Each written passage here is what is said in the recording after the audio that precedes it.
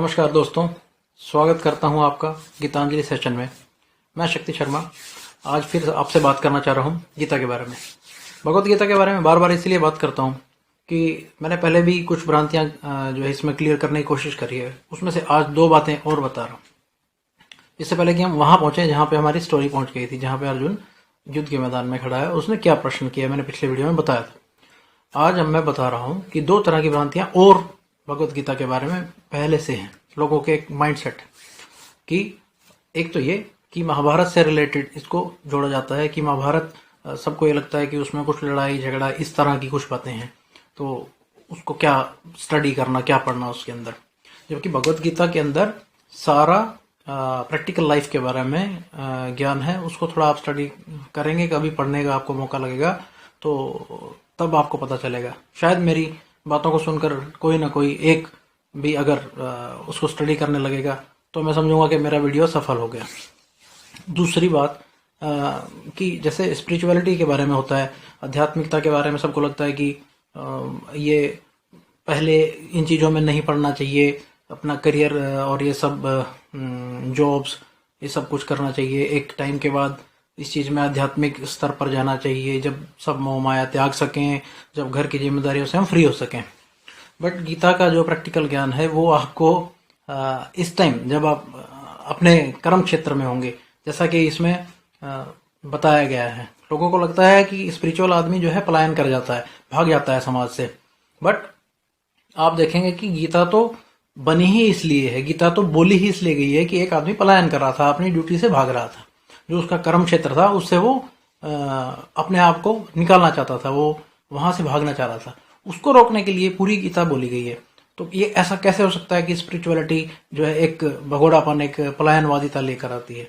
तो दोस्तों ऐसा कुछ नहीं है। तभी मैं बार बार भगवत गीता के बारे में ये प्रमोट करता हूँ, इसके बारे में सबको बताता हूँ, क्योंकि मैंने इसको स्टडी करा था, मुझे पता चला था, तो मुझे लगा सबके साथ मुझे शेयर भी करना चाहिए। खैर, लास्ट वीडियो में हम पहुंचे थे वहां पे जहां अर्जुन ये पूछ रहा था कि स्थित प्रज्ञ पुरुष यानी कि समबुद्धि योग में जो प्रवेश कर चुका है, जो मनुष्य उस अवस्था में पहुंच गया है जिसके लिए सब कुछ सम है, एक समभाव में स्थित है, सुख दुख जय पराजय लाभ हानि उससे विलग हो चुका है, एक वैराग्य को प्राप्त हो चुका। उसके क्या लक्षण होते हैं, वो किस तरह जीता है, कैसे रहता है वो। तो दोस्तों उसका जवाब उसमें जो मिला वो थोड़े भारी भरकम शब्द हैं, उनको मैं इजी तरीके से आपको बता रहा हूँ कि उसमें ऐसा उनका कहना है कि उसमें कुछ अलग से आप ऐसा देख नहीं पाएंगे कि हाँ कोई आइडेंटिफाई आप नहीं कर सकते कि अलग से कि ये आदमी जो है समबुद्धि योग में स्थित है या स्थित प्रज्ञ है, उसकी बुद्धि स्थिर हो गई है, ऐसा कुछ नहीं है।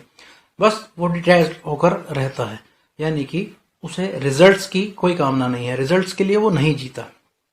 सपोज फॉर एग्जाम्पल एक मैं आपको आज सुबह ही मैं सोच रहा था, मैं बताऊंगा कि हम एक प्रीपेड कनेक्शन लेते थे, फोन मोबाइल का कनेक्शन प्रीपेड, तो उसका टॉक टाइम होता है। उसके अंदर टॉक टाइम के बाद जैसे उसका टॉक टाइम तो खत्म हो गया, बस उसका वैलिडिटी पड़ा है अभी और 3 महीने का। उस तरीके से स्थित प्रज्ञ पुरुष जैसे उसका कार्य बिल्कुल समाप्त हो चुका है, वो डिटैच हो चुका है, उसको अब किसी रिजल्ट्स की कोई कामना नहीं है, बट फिर भी वो कर्म करता है जब तक कि उसकी बॉडी का वैलिडिटी पीरियड चल रहा है। आपको कुछ क्लियर हुआ इस बारे में तो आप प्लीज कमेंट में जरूर बताइएगा। जैसा कि एक साइकिल पे एक बच्चा ऊंचाई पे चढ़ रहा है, जा रहा है, पूरी ऊंचाई पे जाने के बाद जब फिर वो दूसरी तरफ ऐसे नीचे उतर रहा है, तब वो पैडल भी नहीं मार रहा, साइकिल अपने आप ही चल रहा है जितने भी दूर तक वो जाएगा जब तक उसकी फोर्स लगी हुई है। तो स्थित प्रज्ञ पुरुष जो भी समबुद्धि में स्थिर हो चुका है, जो डिटैच हो चुका है, वो उतनी दूर तक जब तक कि उसकी वैलिडिटी है तब तक वो स्वतः ही चलता है। उसे रिजल्ट्स की कोई कामना नहीं कि ये साइकिल अब किस बिल्डिंग तक पहुंचेगी, उसे कहीं पहुंचना ही नहीं होता, क्योंकि वह स्वयं तक पहुंच चुका होता है।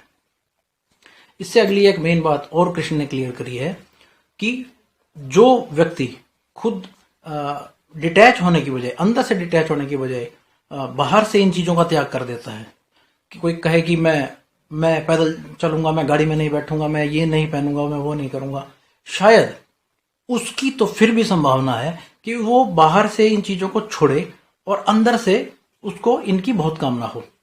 और मुझे थोड़ा सा ये लगता भी है कि अगर कोई चीज मेरे लिए बहुत बड़ी, मैं समझता हूँ कि ये तो बहुत बड़ी बात है और मैंने इसका त्याग कर दिया, तो हो सकता है मैं उसका ईगो भी मेरे अंदर आ जाए कि मैंने इतनी बड़ी चीज का त्याग कर दिया। तो एक ये भी एक कहीं ना कहीं अटैचमेंट ही है कि मैं इतनी बड़ी चीज को छोड़ रहा हूं, मैं इसका प्रयोग नहीं करता, मैं इसका उपभोग नहीं करता। तो ये भी कहीं ना कहीं बहुत बड़ी अटैचमेंट मुझे लगती है अंदर से कि मैं नहीं करता, ये बड़ी चीज है। तो उससे भी ज्यादा एक बड़ी अवस्था उस व्यक्ति की है जो उपयोग भी करता है, संसाधन को उपयोग भी करता है, सारी दिनचर्या, अपना कार्य क्षेत्र, सब कुछ अपना बेस्ट भी करता है। जैसे कि मैंने पहले वीडियो में बताया था, डू योर बेस्ट, रिजल्ट्स की कोई कामना नहीं। तो वो आदमी पूरा अपना बेस्ट देता है, कोई रिजल्ट की कामना नहीं करता, परमानेंटली डिटैच रहता है, अपने में स्थित रहता है, समबुद्धि योग में स्थित रहता है, रिजल्ट का उसको कोई कामना नहीं। इसी वजह से वह आनंदित रहता है, सब कुछ भोगते हुए भी कुछ नहीं भोगता। अगर वह सारे संसाधनों का उपयोग भी कर रहा है तो सिर्फ और सिर्फ सुगमता के लिए कर रहा होगा, शायद दूसरों के लिए कर रहा होगा, शायद किसी और को परेशानी ना हो इसलिए करता हो। तो दोस्तों, डिटैचमेंट जो है ये सबसे बड़ा गुण है। Do your best without expectation of results and with A detachment. ये जो हमारा एक लगाव है, हर चीज से एक जुड़ाव, हम मन से एक आसक्ति जिसे बोलते हैं, गीता में तो आसक्ति बोला गया है अटैचमेंट को। तो वो जो आसक्ति है वो अगर निकल जाए और सिर्फ करना बाकी रह जाए, रिजल्ट की कामना चली जाए, तो आनंद तो वही है। आनंद उसी टाइम आपको दिख जाएगा, मिल जाएगा। आपको मेडिटेशन करने की भी जरूरत नहीं पड़ेगी, आप ही मेडिटेट हो जाएंगे। तो दोस्तों, आज का ज्ञान यहीं तक, और अगले वीडियो में इस कहानी को आगे चलाएंगे, क्योंकि अर्जुन के सवाल बहुत हैं और सवाल इतने हैं कि 18 अध्याय टोटल, मतलब 800 श्लोक हैं टोटल, जिसमें से मोस्ट ऑफ दी जो है वो कृष्ण के हैं, आधे के आसपास अर्जुन के हैं। मतलब सवाल भी बहुत हैं। ये अच्छा है, सवाल करना बढ़िया होता है। मुझसे भी कुछ लोगों ने सवाल किया, व्हाट्सएप पे किया या फेसबुक पे किया, मैंने उनको जवाब दिया। वो सवाल करने से बातचीत और बढ़ती है, जवाब देने से मेरे भी अंदर की बात और बाहर निकल के आती है, मुझे भी किसी और को जवाब देने से किसी तीसरे के लिए जवाब मिल जाता है। तो दोस्तों, किसी का कोई सवाल है तो कोई डिस्कस करना चाहता है, कोई और किसी का एक अनुभव है इसी बात को लेकर के, तो वो भी शेयर कर सकता है। स्वागत है आपका उस चीज के लिए। मैं अगले वीडियो में